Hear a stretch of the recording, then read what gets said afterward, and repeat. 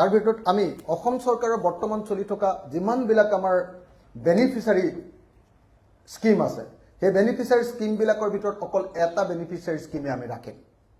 সেইটোৰ নাম হ'ব অৰুণোদয়। অৰুণোদয়টো আমি ৰাখিম, কিন্তু এতিয়া চৰকাৰখনে কিছুমান মহিলাক অৰুণোদয় দিছে, কিছুমানক দিয়া নাই।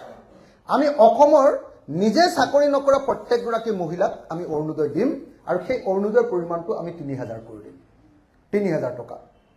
আমি অৰুণোদয় কণ্টিনিউ ৰাখিম, ইয়াক ৩,০০০ টকালৈ পৰিণত কৰিম, আৰু অৰুণোদয় ৩,০০০ টকালৈ পৰিণত কৰাই নহয়, লগতে কি কৰিম যে প্ৰত্যেকগৰাকী মহিলাই যাতে অৰুণোদয় পায় সেইটোৰ ব্যৱস্থা কৰিম। লগতে ফিজিকেলি চেলেঞ্জ, থাৰ্ড জেণ্ডাৰ আৰু 65 বছৰৰ ওপৰৰ যিবিলাক মানুহে বৃদ্ধ পেঞ্চন পায়, প্ৰত্যেকটো বৃদ্ধ পেঞ্চনৰ পৰিমাণ আমি ৩,০০০ টকা কৰিম।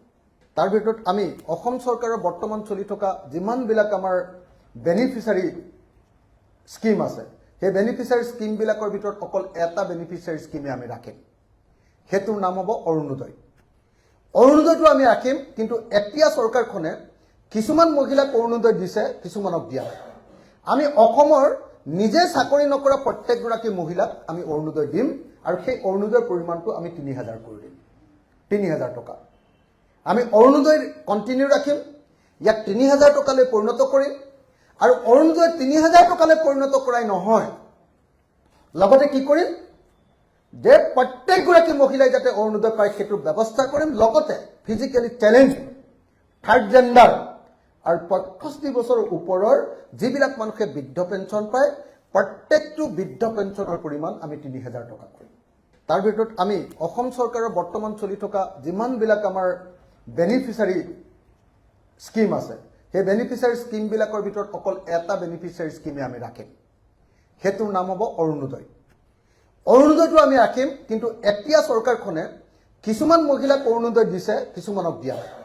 আমি অসমৰ নিজে চাকৰি নকৰা প্ৰত্যেকগৰাকী মহিলাক আমি অৰুণোদয় দিম, আৰু সেই অৰুণোদয়ৰ পৰিমাণটো আমি ৩,০০০ কৰি দিম, ৩,০০০ টকা।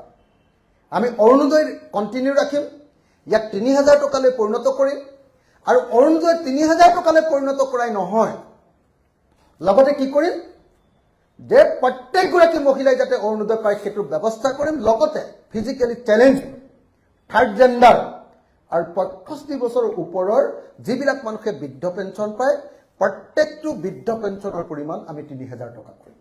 তাৰ ভিতৰত আমি অসম চৰকাৰৰ বৰ্তমান চলি থকা যিমানবিলাক আমাৰ বেনিফিচিয়াৰী স্কিম আছে সেই বেনিফিচিয়াৰী স্কিমবিলাকৰ ভিতৰত অকল এটা বেনিফিচিয়াৰী স্কিমে আমি ৰাখিম। সেইটোৰ নাম হ'ব অৰুণোদয়। অৰুণোদয়টো আমি ৰাখিম, কিন্তু এতিয়া চৰকাৰখনে কিছুমান মহিলাক অৰুণোদয় দিছে, কিছুমানক দিয়া নাই। আমি অসমৰ নিজে চাকৰি নকৰা প্ৰত্যেকগৰাকী মহিলাক আমি অৰুণোদয় দিম, আৰু সেই অৰুণোদয়ৰ পৰিমাণটো আমি ৩,০০০ কৰি দিম, ৩,০০০ টকা। আমি অৰুণোদয় কণ্টিনিউ ৰাখিম, ইয়াক ৩,০০০ টকালৈ পৰিণত কৰিম, আৰু অৰুণোদয় ৩,০০০ টকালৈ পৰিণত কৰাই নহয়, লগতে কি কৰিম যে প্ৰত্যেকগৰাকী মহিলাই যাতে অৰুণোদয় পায় সেইটোৰ ব্যৱস্থা কৰিম। লগতে ফিজিকেলি চেলেঞ্জ, থাৰ্ড জেণ্ডাৰ আৰু 65 বছৰৰ ওপৰৰ যিবিলাক মানুহে বৃদ্ধ পেঞ্চন পায়, প্ৰত্যেকটো বৃদ্ধ পেঞ্চনৰ পৰিমাণ আমি ৩,০০০ টকা কৰিম।